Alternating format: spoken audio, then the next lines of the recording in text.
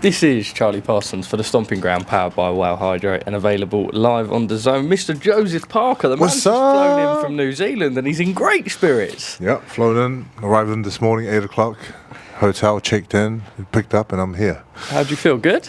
Feel pretty good. Yeah? I rested a little bit on the plane. Had a little sleep on the plane. Had some nice food. It's just, listen, do you know what? It's just nice to be able to fly here and enjoy the fights this weekend and to be a part of it. History. History is, I just spoke to Lennox and Evander and asked them both, November 1999, would they have ever thought it would have been so long since the undisputed heavyweight That's when they fought? Contested. Mental. 25 years, eh? Yeah. Is it mad to you that it's taken that long? It's mad that we haven't had a undisputed unified champion. Like, the belts have been spread all around and it hasn't come together since 25 years ago. Mental, I think it's quite mad, but that's what makes it.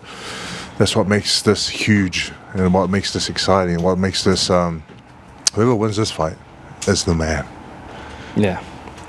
Tyson has said that undisputed doesn't mean much to him in the heavyweight division. However, being around people like Lennox and stuff like that, and if we see him crowned undisputed on Saturday night, does that change a little bit or no?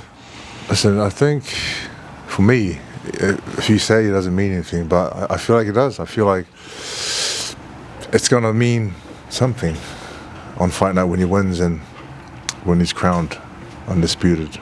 It's going to mean, I think it's going to mean a lot. That's the reason why we all box is to be champion of the world, to be unified, or to make it, to make it to the top.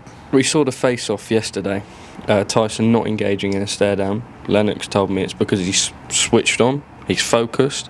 Some people saying that Usyk's in his head. Some people saying that Tyson's in Usyk's head. What do you make of it? You never know what Tyson will do. He's very unpredictable in the way that he approaches different events and the way that he approaches the fight. And maybe he's trying to get into his head. Maybe he's not. Maybe he's just quietly confident. You just never know with Tyson. But one thing I can say is that he's always ready, and he's always prepared, and he always finds a way to win. It's not coming in light by any stretch of the imagination, but a little lighter by the sound of it, 18.5 stone. What do we make from that? As a lot of analysts have said that it would suggest that he's going to box a little more. Sugar Hill said that he's going to go out and stop him. What do you think? I agree with Sugar. I feel like he'll, it's when they come into this fight, it's whoever's going to set the tone in the beginning. Probably 4 or 5 rounds, you can tell who's got the upper hand and who's more confident, and my prediction is that Tyson will stop him in the later rounds. You know what interests me about this fight? I just can't imagine how the first 2-3 rounds are going to play out. In that you have the master boxer in Oleksandr Usyk and Tyson Fury, a master boxer phenomenal footwork. Precisely. Right?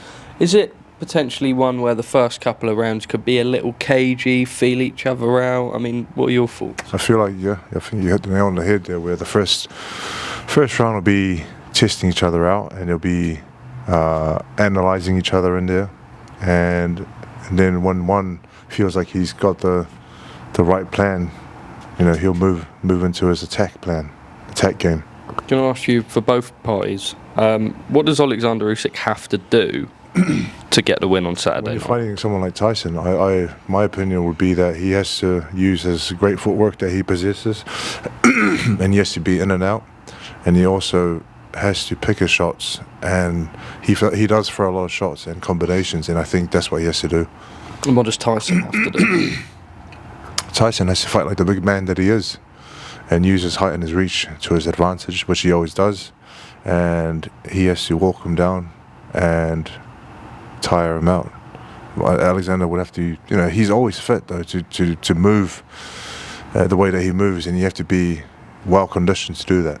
Looks like there's still a little scar tissue around the eye. Will that play much of a factor in the fight? I don't feel like the eye will play anything in the fight. I feel like he's gotten it well looked after, and it's probably healed up. And obviously when there is a scar tissue, people will be, Usyk might see that as a target, something to aim towards. But I feel like it's healed up. Give me your prediction for the fight. I feel like I know your answer, but Tyson's late stoppage. And why? he'll, both guys have quality boxing IQ, but I feel like and they say that saying, like, the good big man always beats the good small man. You're probably just gonna walk him down and use his size and his reach, and he'll catch him. Joe, when I interviewed him earlier in the week, he said a win here makes him the greatest heavyweight of all time. Some people agree, certainly of the era, perhaps. A lot of people would like to see the Anthony Joshua fight, I suppose, just because of what AJ's done, and also just because it's two phenomenal Brits who have done so much for the heavyweight division going at it. What does he have to do to go down as the greatest of all time? Just do what he's doing. Think he's on the way? I think he's on the way. It is hard to compare eras yeah. and fighters and legends like Muhammad Ali, but he can possibly be the greatest fighter. We know that there's a rematch clause. Opening Riyadh season in October is the provisional plan. However, if Tyson Fury is victorious, we know that Anthony Joshua will be ringside. We know that someone like His Excellency Turki Al-Sheikh, if anyone was going to make it happen, and we know that Tyson don't want to talk about it, Oleksandr doesn't want to talk about it, but it always changes with adrenaline, with the way things go on Saturday night.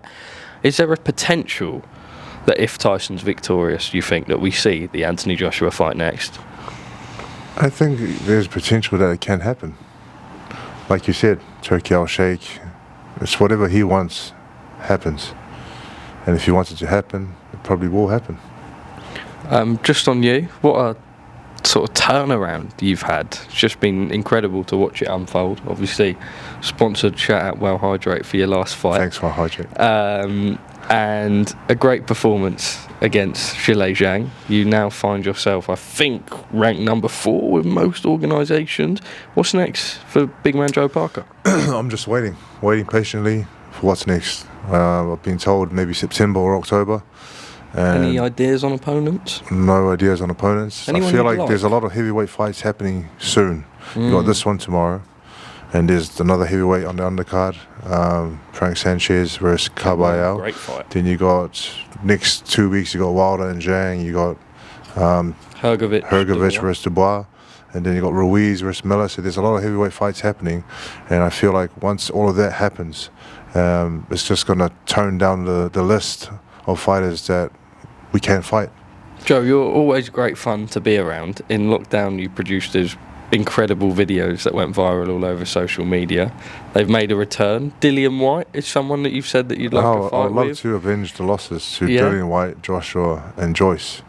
But, what I want is not what maybe someone else wants. Yeah. So it's whatever they want. Whoever they give me, I'll take. Talk me through the thought process behind these videos, because they're so creative, they're so refreshing. We're in this era where obviously you make yourself a star, right? You draw the attention to yourself. But these, like, even the production value's incredible. You bring all your mates involved. Why and how did the idea come about? Brilliant. I said I would like to take the credit, but my mate Kerry Russell comes up with the idea, tells me what to do, and I do it.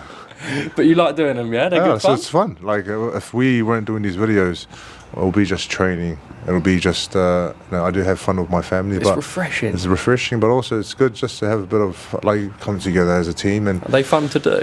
Bit of crack, huh? Are they fun to film? They're fun, yeah. They're fun because there's a lot of bloopers. The Dillian White one took an hour and a half. The Joshua one took a few hours. Yeah, it's a bit of fun. I'm going to put you on the spot. One day I want to come to New Zealand and just watch one of these videos. If you come to New Zealand, you can come up with some ideas and we'll do some. Fantastic. Mr. Joseph Parker, it's a pleasure. Thank you very much for your time. Look forward to seeing you throughout the week. Top man.